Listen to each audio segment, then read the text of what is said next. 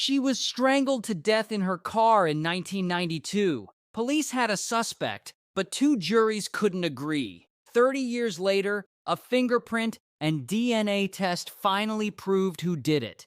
In 1992, 25-year-old Laurie Houts was found strangled to death in her car in Mountain View, California, after leaving her job at a tech company, and investigators quickly identified a suspect, John Woodward, a coworker who had been romantically interested in Laurie and had been seen near her car on the night of her murder.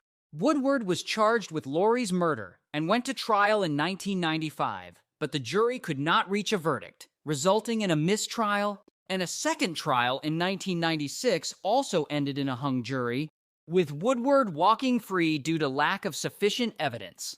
For 30 years, Laurie's family waited for justice, knowing who had killed their daughter but unable to prove it in court, while investigators held on to the evidence, hoping that advances in forensic technology might one day provide the breakthrough they needed.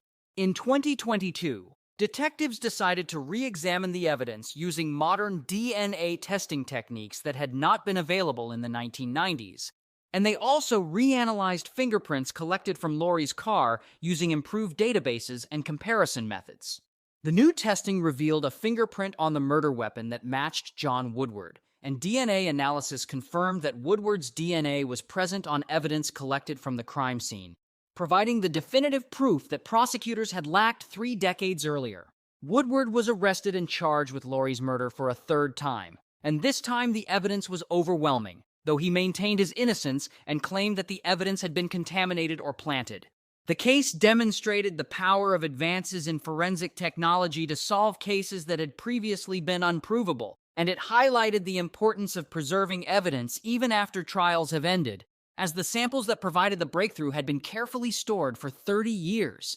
John Woodward thought he had gotten away with murder, that 2 hung juries meant he was safe, but advances in fingerprint and DNA technology finally provided the evidence needed to bring him to justice. Laurie Houts' murder was solved 30 years after her death, and while no amount of justice can bring her back, her family finally has the closure they deserved, and her case stands as a testament to the persistence of investigators who refuse to let cold cases be forgotten.